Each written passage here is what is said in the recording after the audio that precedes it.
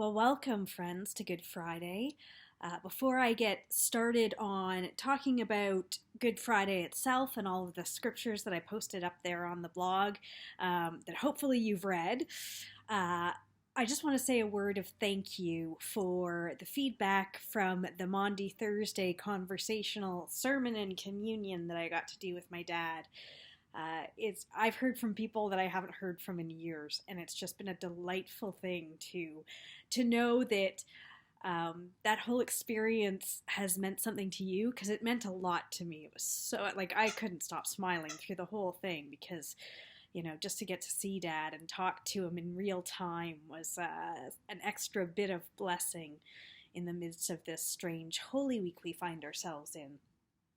So thank you for that, and I want to say welcome, friends from Graceview, welcome, friends from St. Andrews Sterling, welcome, friends from St. Andrews Brampton, and welcome, friends from wherever you normally are. There is this beautiful way that in all of this having to stay separate, we are still coming together in some ways. So I thank you for that. I thank you for taking the time to think and to study and to listen to the sermon and to have that spiritual moment with me. It means a lot to me. If you hear squeaking, that's Koski. She does this every time I sit down to record. She starts playing with one of her toys. So if you hear that in the background, I don't know if the mic picks it up, but just in case you hear it, that's what that's about. That's my dog being a goof. So we find ourselves on Good Friday, and this is, I would say, easily the saddest day of the Christian calendar. This is, it's a service that I love. I love Good Friday service, but I struggle throughout it because I'm like so close to tears every syllable that I say, every beat of my heart during that service, because we come to this day where we really recognize the magnitude of Christ's suffering and sacrifice. And it is humbling to imagine that he did that for each of us, but that's the reality. So even talking about it, I just start to tear up because I find it a very moving and painful in some ways day in our church year. I was talking to a friend the other day, and he was talking about how sad he was that Easter couldn't happen in the same way. Easter still happens, but the Easter worship wasn't something that we could gather together to do. And he said it's already such a hard week with Maundy Thursday and Good Friday.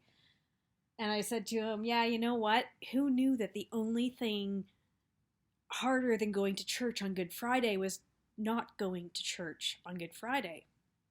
And I've been feeling that each of the Sundays as we've traveled through these quarantine times, and it feels even more real in the midst of Good Friday.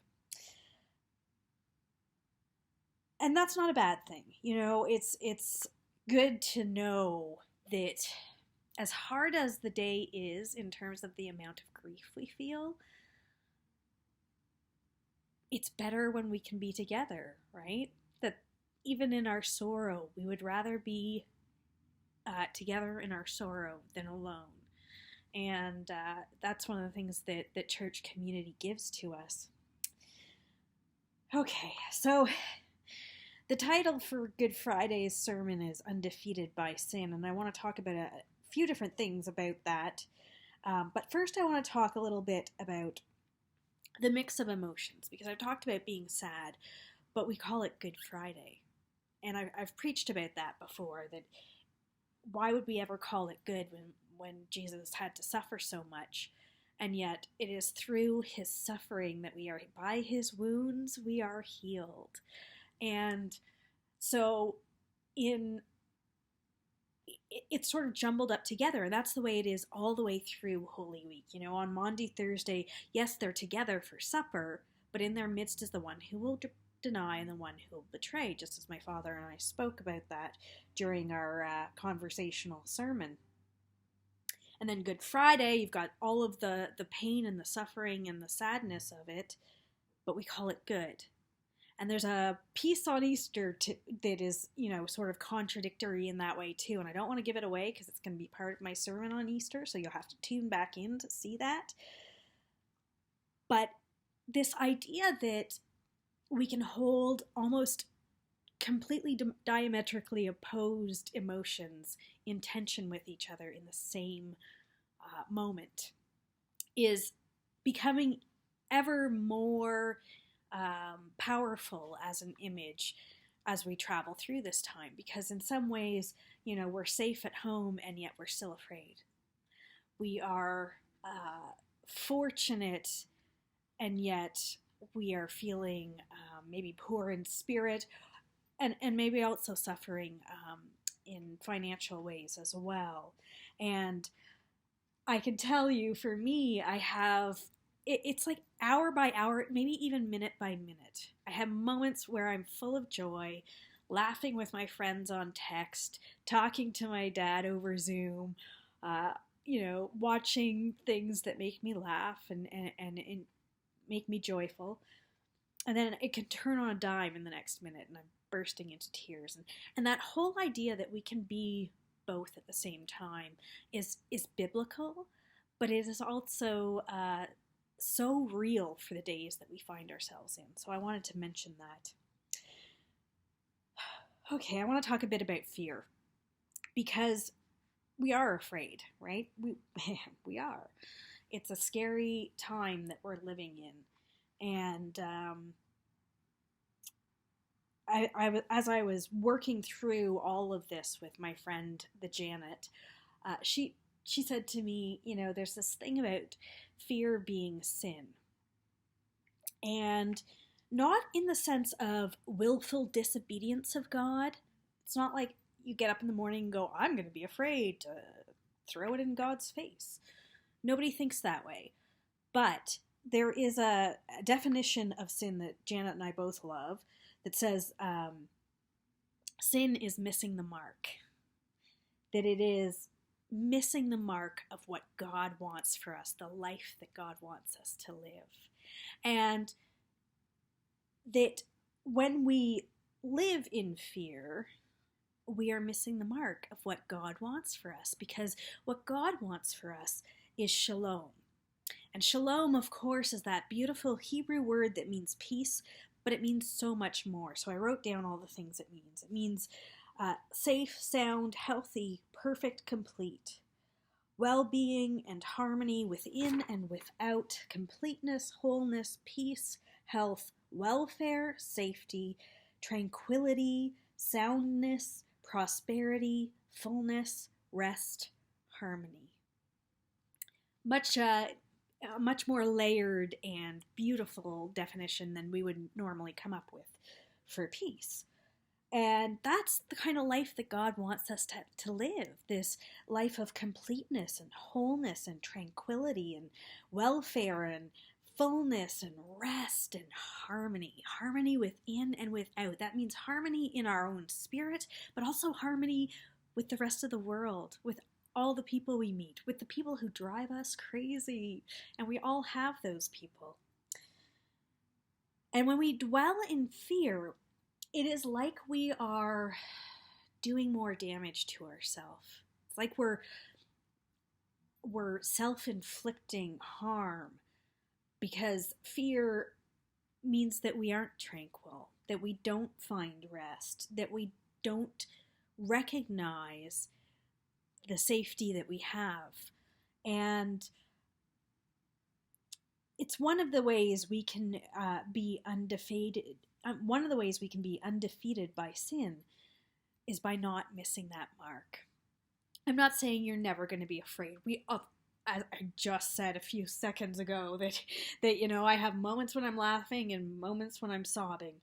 But let's not dwell in only the grief, only the fear, only the difficult emotions. Let's remember that the mark is God's shalom for our lives. And let's aim for that mark and do our best not to miss it. It's one of the ways we can live undefeated by sin. Jesus is undefeated by sin on Good Friday. And I find it fascinating that the powers that be were trying to paint him with this sinner's shame. The cross is a death for a criminal. The only people who had to die in that way were the people who had done the worst crimes. And it is a shameful and scandalous death. It's also a masterclass in how to torture a human body until it breaks down and can no longer sustain life. So I don't doubt that it was awful for Jesus to go through that it was painful. You know, we know the things he cried out. We know that he said he thirsted. We know that he cried out, my God, why have you forsaken me? We know he was, sweating blood in tears in the Garden of Gethsemane. He was suffering, pretty intensely suffering. And yet, we also know that he is not defeated by death, that he is not defeated by that shame, that in fact, 2,000 years later, people are going to wear crosses around their neck, not as a sign of torture, but as a sign of hope and peace and faith and love. Jesus is undefeated by sin on Good Friday. And he did all of this, he went through all of that horror and that torture and that pain for you and I, for our salvation. That he would choose to do that for us is a pretty unbelievable and powerful thing to hold to. I want to talk a bit about the disciples. The disciples, I always every year come to Good Friday and Silent Saturday, that long Silent Saturday where we don't have anything that the scriptures say about what the disciples were doing. We know they were sort of hiding out from the authorities because they were afraid of being arrested and tried and killed just as Jesus had been. But we know that's sort of after the fact. It's Easter Sunday that we find the scriptures saying they were, hiding in a room together. We assume they were there all Saturday. I think that's a good assumption and a safe assumption. And the disciples don't know how it's going to end. They sort of scatter to the wind. Only John, I think, is there as Jesus dies. And they don't know the end of the story. It hasn't been written yet. They are living it in real time. And this is, all through this pandemic, I have been talking about how timely I'm finding the scriptures, how timely, how much there is in what we're reading that has something to say to us. So the disciples find themselves, Jesus has died. Their rabbi has died. He was bringing a kingdom, and now the king is dead. And for them, in real time, they don't know how or when or even if it's going to be okay. Even though Jesus has given them his promise that this isn't the end, in the reality of being a human being, I can only imagine that they were horrified and bewildered and thinking, well, what now? And if they could remember that promise, that would be the thing to hold to on that Silent Saturday. And I just feel like as we all sit in quarantine and do our best to stay home as much as humanly possible, we don't know when this is going to end. I've seen the questions of the journalists and everyone keeps on pushing the medical experts and some of the politicians to give us sort of a better idea, a better idea of what the deadline might be. And our medical experts and our politicians have been incredibly responsible in saying, yeah, no, can't answer that now. We're not at the point where we have that answer. We know it's going to be weeks, months. We are concerned about second waves and third waves. And so we don't know. We're like the disciples sitting there on Saturday, only our Saturday is lasting for a long time. And yet, I think the challenge to us as followers of Jesus, one of the ways that we can remain undefeated by sin in the midst of this, is to hold tight to the promise. And to hold tight to the promise without trying to define the promise and say, oh, this is how it's going to end. Like, let's not try and come up with the answer of how or when it's all going to be okay again. Let's trust that it will be. Trust that it is in God's good timing that it will be okay. That we are in the palm of His hand. But let's also recognize that we don't know.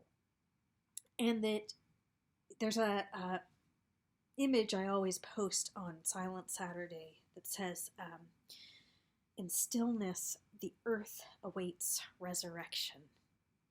And I feel like that's where we're at, you know, as a world right now. We are home, and those of us who are able to be, and in stillness, we are waiting for that moment when the world comes back to life, when we are able to go out and see our friends again and hug our parents and spend the times together. There's faithfulness in that still waiting. So that's what I pray for you today, that you would find the strength to wait in stillness, to know the promise of God, to know that this won't be lasting forever, to remember the mark of where God wants us to live in shalom, and to be undefeated by sin, just as Jesus was. God bless you, and amen.